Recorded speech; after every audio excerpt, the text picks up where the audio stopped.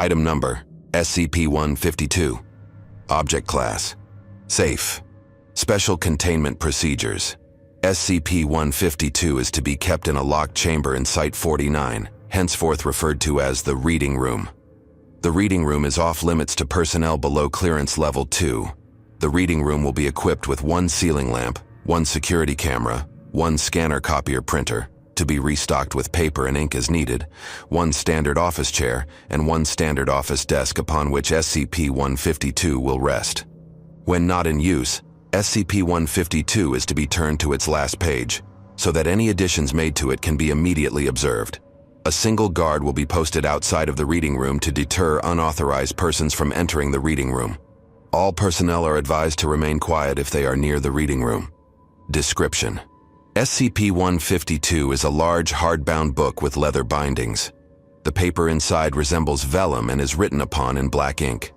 The contents of the book consist entirely of a series of entries that describe apocalyptic events, which are not always XK-class end-of-the-world scenarios but invariably deal with the extinction of humanity. The entries are arranged in chronological order, beginning with an unexplained spontaneous failure of the sun in 6000 BC, and ending with other events close to the present day.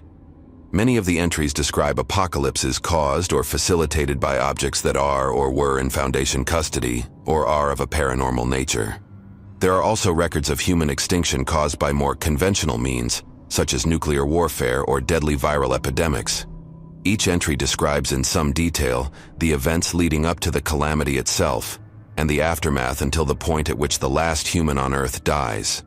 It has been observed that the entries in SCP-152 change to whatever language the reader is most comfortable with, up to the point where the sentence structure can change significantly from reader to reader, or even begin using colloquialisms that only the reader would understand.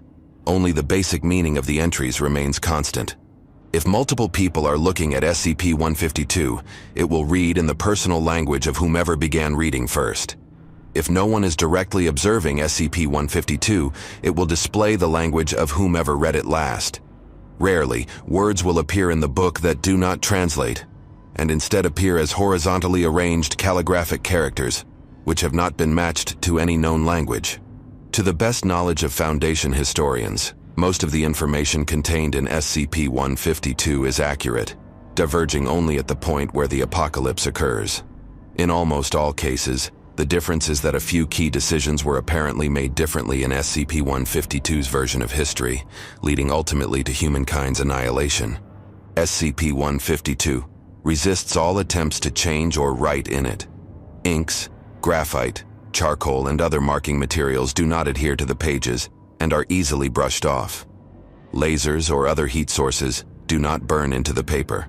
Close inspection has revealed that foreign substances are stopped from actually coming into contact with the pages. At least 5 micrometers of empty space are always present between the pages themselves and any foreign materials that might come into contact with them. For this reason, SCP-152 does not decay, which also means that it has proven impossible to determine SCP-152's exact age. SCP-152 is self-updating, with newly inked entries and new descriptions of how the last human died appearing at unpredictable intervals, always on the last page of the book. The date that a new entry appears corresponds with the date given in the entry for the death of the last member of the human species. When space becomes an issue, extra pages appear along with the text, and the spine of SCP-152 broadens accordingly. There have been updates to the book since it came into Foundation custody. As with past events, SCP-152 has proven to be up to date on current events until a point at which a catastrophe occurs. Because recent entries frequently concern entities or groups of interest to the Foundation, including the Foundation itself, SCP-152 is to be checked regularly for any information of importance. Addendum 1. With the acknowledgement made that letting this thing lie around where the public could find it is dangerous to us, is there any real reason to study it? Outdated hypothetical disaster scenarios aren't our concern. We've got plenty of real ones in the present to deal with. 05. Addendum 2. The book is accurate enough about pre-disaster Earth that it makes a decent guide to the present. Plus, it gives a little perspective on the big picture of what some SCPs could do if they got loose. I think all researchers with clearance ought to read the last 50 pages or so just to drive home how important what they do here is. For want of a nail, and all that. Dr. Jansen. Addendum 3.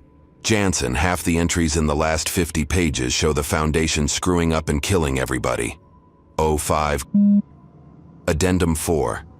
Like I said, it gives a little perspective. Dr. Jansen. Incident Report 15205. On the night of the security guard on camera duty noticed that SCP-152 was missing from the reading room. However, by the time she had finished reaching for the switchboard to report this, SCP-152 had reappeared, and there was a new entry on the last page. As this was the fifth such occurrence of sudden disappearance and reappearance, refer to Incident Reports 152-01 through 152-04, a simple test was conducted with a high-speed camera, a sensitive electronic scale upon which SCP-152 was placed, and an alarm set to go off if the weight upon the scale abruptly changed. The next 3 updates to SCP-152 all set the alarm off, and the high-speed camera revealed that SCP-152 vanished from sight for exactly 1 second each time. Addendum 5. I posit that the book isn't actually being updated as such. It's actually being replaced, and each time it changes, we are actually receiving a new edition of it. I would very much like to find out where these are coming from. Dr. Jansen.